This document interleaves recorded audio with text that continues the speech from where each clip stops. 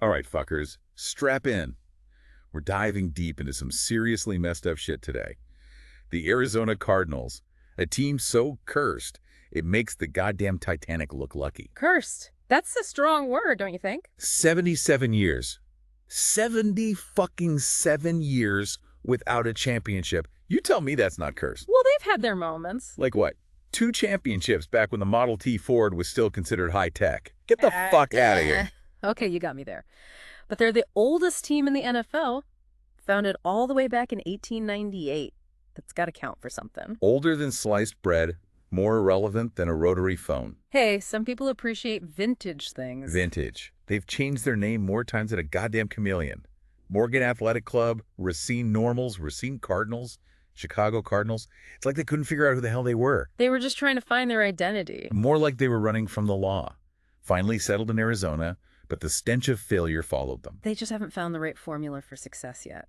It's not rocket science. Score more points than the other team. How hard can that be? Easier said than done, my friend. Especially when you've got a logo that looks like a goddamn parakeet took a shit on a football. They've updated it since then. Yeah, to a slightly less embarrassing bird. And don't even get me started on their uniforms. Black jerseys, color rush, the new 2023 getup. Oh. It's all just a distraction from the fact that they can't win a goddamn game. You're being a bit harsh. Harsh. This is the Arizona Cardinals we're talking about, the kings of disappointment, Yeah. the poster children for mediocrity. They've got a passionate fan base. The Red Sea, they call themselves. More like the Red Sea of Tears. Mm. Or maybe it's just Stockholm Syndrome. They've been held hostage by this team for so long they don't know anything else. You gotta respect their loyalty. Or their insanity. They even had a guy, Pat Tillman, who gave up millions to join the Army after 9/11 and ended up getting killed in Afghanistan. Talk about bad luck. Tillman was a hero. His story had a profound impact on the team and its fans. A tragic hero for a tragic team. So we've got a team with an identity crisis, a history of losing, and fans who are either incredibly loyal or completely delusional. What the hell is next? Rivalries. Every good story needs a villain, right? All right, let's hear about the bastards who make the Cardinals' lives even more miserable. Who are we talking about? First off, they're NFC West rivals. The Rams, the Seahawks, and the 49ers. It's a bloodbath in that division. Yeah, the Cardinals are usually the ones getting bled out. The Rams are their oldest rivals, going back to their days in Chicago and St. Louis. They've had some epic battles over the years. So a real grudge match. And in recent years, it's gotten even more intense, with both teams competing for playoff spots. I guess even scraps of food taste good when you're starving. What about the Seahawks? That's a newer rivalry, but just as heated, especially with star quarterbacks like Russell Wilson and Kyler Murray going head-to-head. 2 guys who can actually throw the ball. Imagine that. And the 49ers. Always a tough opponent. They've had the Cardinals' number for a while now. Sounds about right. So it's like a 3-headed monster in their own division. Any other teams they have beef with? They've got some historical beefs, too. The Bears and the Chiefs. The Bears, from back in Chicago. The original Battle of Chicago. It was a big deal back in the day. So they moved to a different state and brought their baggage with them. Makes sense. What about the Chiefs? That was a Missouri showdown when both teams were in the state, but it kind of fizzled out when the Cardinals moved to Arizona. Typical Cardinals. Yeah. Can't even commit to a rivalry. Oh.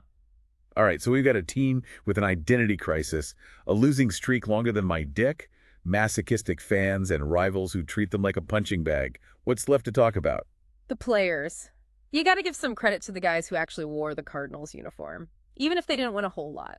All right, let's hear about these brave souls who dared to play for the cursed team. Who are we talking about?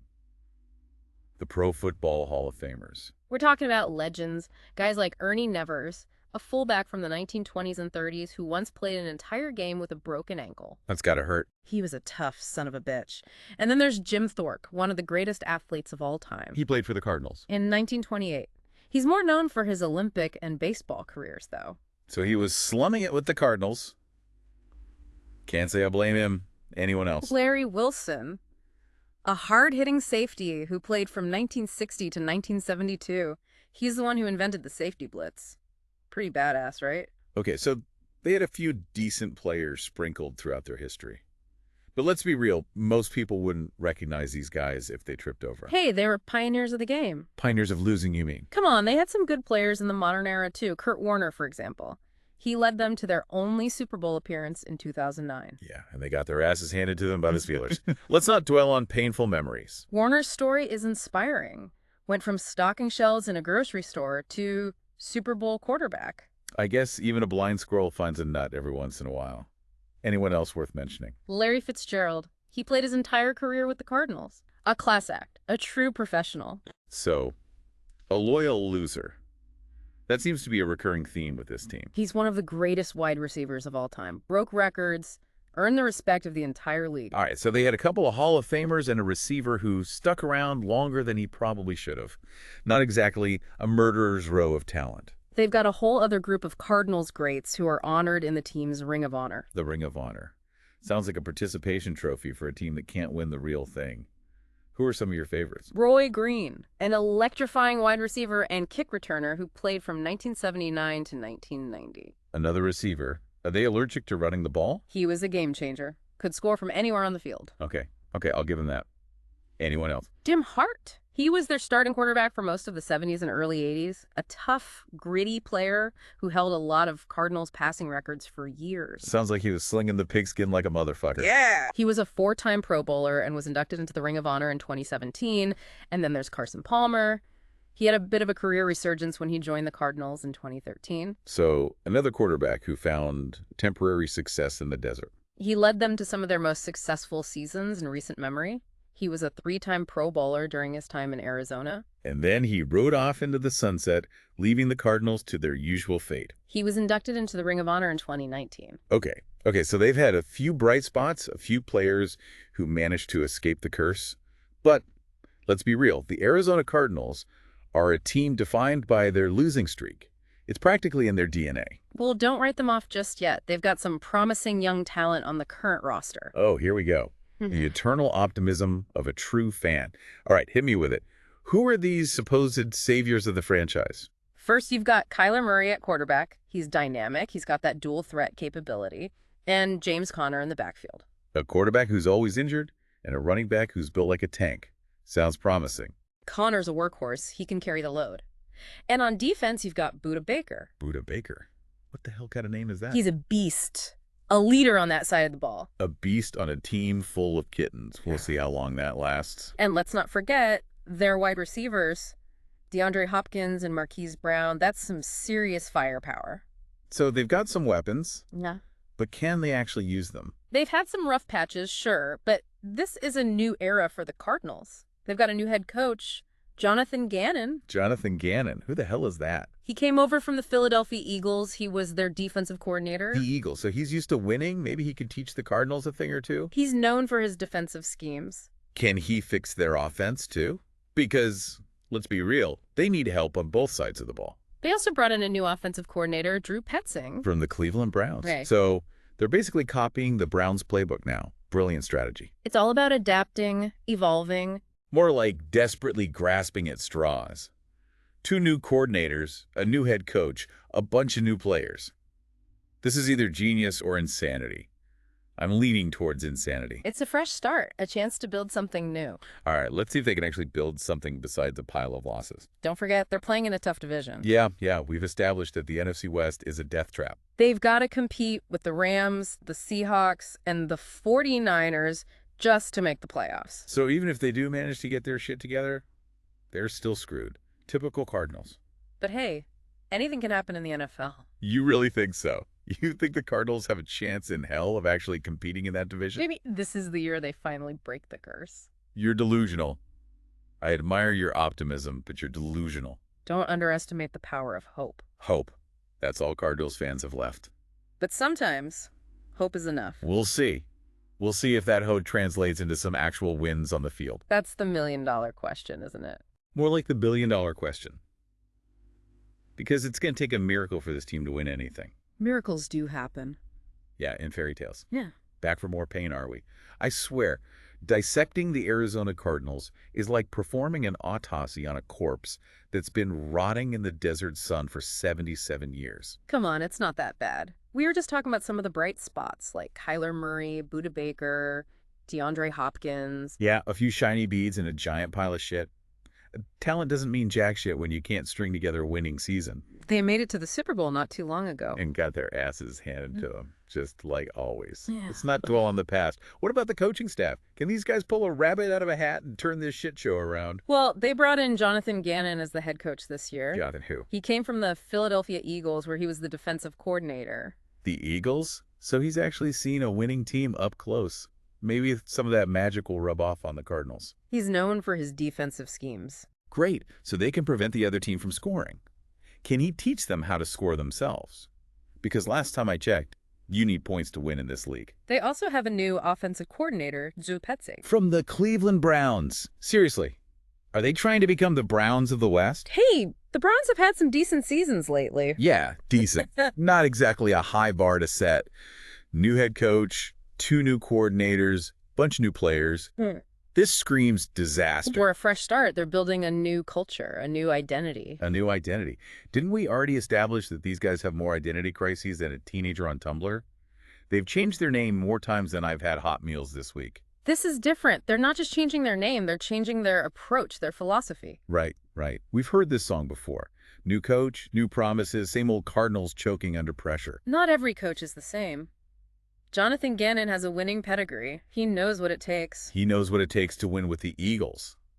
The Cardinals. Mm. That's a whole different beast. It's a challenge, no doubt. The NFC West is a fucking meat grinder. They're up against the Rams, the Seahawks, the 49ers. It's like being thrown into a cage match with a pack of rabid wolves. But that's what makes it exciting, right? The Cardinals are the underdogs, the scrappy team that nobody expects to win. Yeah, the lovable losers. They got that roll down pat. Don't underestimate the power of the underdog. They're hungry. They've got nothing to lose. All right, let's play fantasy football for a minute. Let's say this Gannon guy actually pulls off a miracle and the Cardinals start winning games. What's their ceiling? Can they actually make a run at the Super Bowl? I wouldn't rule it out. They've got the talent, the coaching. They got the curse, you mean? And the NFC West is more open than people think. The Rams are rebuilding. The 49ers are dealing with injuries. So you're saying there's a chance, however microscopic, that the Cardinals could actually shock the world and make a Super Bowl run. Stranger things have happened. This is the NFL. Parity reigns supreme. Any given Sunday, anyone can win. Yeah. Well, the Cardinals have a knack for finding creative ways to lose on any given Sunday. This is a new era. Don't get stuck in the past. Easy for you to say you're not a Cardinals fan. True, but I'm a believer in possibilities. All right, let's talk about the one group that truly deserves our pity.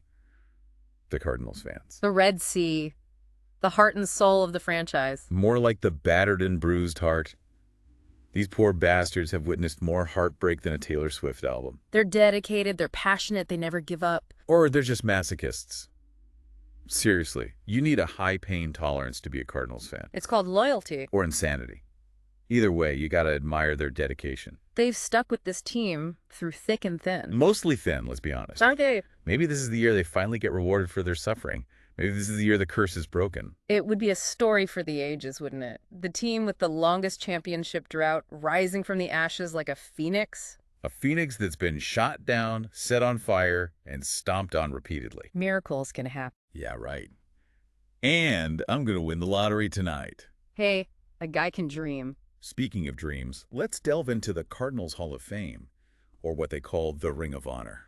It's a way to celebrate the players who made the franchise what it is today. Or a way to make them feel better about not winning a real championship. These are legends who left their mark on the team. All right, I'm listening. Who are some of these so-called legends? One of my favorites is Dan Deerdorf, an offensive tackle who played for the St. Louis Cardinals. An offensive tackle. Those are the guys who get paid to get their asses kicked, right? He was a 6-time Pro Bowler, a 3-time first-team All-Pro.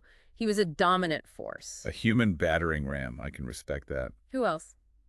Aeneas Williams, a cornerback who played in the 90s and early 2000s. Cornerback, the guys who were supposed to stop the other team from catching the ball. He was a master of his craft. He intercepted 55 passes during his career, which is pretty damn impressive. I guess even the Cardinals have a few decent players every now and then. He was inducted into the Pro Football Hall of Fame in 2014. So he actually escaped the curse. Good for him. And then there's Pat Tillman, of course. He was inducted into the Ring of Honor posthumously in 2006. Tillman's story is a reminder that there are bigger things in life than football. He was a true hero. His legacy will always be a part of the Cardinals' history. Absolutely. So we've covered a lot of ground here. The Cardinals have had their moments, their ups and downs, Their triumphs and their tragedies. but they always seem to come back for more. They're the eternal optimists. Or the eternal suckers. They believe that next year will be their year. Yeah, that's the Cardinals' motto. Maybe next year. You gotta admire their persistence. Or their delusion. But hey, it's their money. It's all about hope, man. Hope is for suckers. Maybe. Or maybe it's the only thing that keeps us going. Deep thoughts from the Cardinals expert. I'm going to go grab a beer. All right, let's take a break. We'll be back to answer the biggest question of all. Can the Arizona Cardinals finally break the curse and win a championship? Don't hold your breath. Okay, time to face the music. We've ripped apart the Cardinals' history, their uniforms, their rivals, their fans, their players, their coaches, basically everything but their laundry. We've dug deep into their strengths, their weaknesses, their hopes, their heartbreaks, pretty much laid bare the soul of this franchise. And after all that, after wading through 77 years of glorious failure, there's still one question that hangs in the air like a bad fart. The elephant in the room, the question that every Cardinals fan secretly dreads but can't escape. Can these fuckers finally break the curse? Will they ever hoist that Lombardi trophy and put an end to this century-long championship drought? It's the ultimate test of faith, man. How do you hold on to hope when you've been kicked in the balls for decades? How do you convince yourself that this year is different when history screams in your face that it's not? It's like some twisted psychological experiment. Can a fan base survive on pure, uncut hope? Or will they eventually snap and go full-blown crazy? The Cardinals fans are a tough breed. They've seen it all, but they haven't given up. Maybe they're just too stubborn to admit defeat. Or maybe they're secretly hoping for another spectacular Super Bowl loss just to solidify their underdog status. Come on, give them some credit. They've had their moments. They've been to a Super Bowl. They've made playoff runs. Yeah, and they always find a way to fuck it up. It's almost like they're allergic to winning. It's not for lack of trying. They've had some talented teams, some great players. But something always seems to go wrong. Bad luck, shitty coaching, a complete lack of killer instinct. Maybe a bit of everything. And don't forget the competition. They play in one of the toughest divisions in the league. Yeah, the NFC West is a fucking meat grinder. It's where good teams go to die. So even if they do manage to get their act together, they still got to face the Rams, the Seahawks, the 49ers. It's like running a gauntlet of death. So what's the verdict? Is there any hope for these poor bastards? Or are they doomed to be the laughingstock of the NFL forever? It's tough to say. They've got a new coaching staff, a talented roster, but they're also dragging around the weight of history. 77 years of failure is a heavy load to bear. You think they can overcome it? I wouldn't bet against them. This is the NFL. Anything can happen. Anything.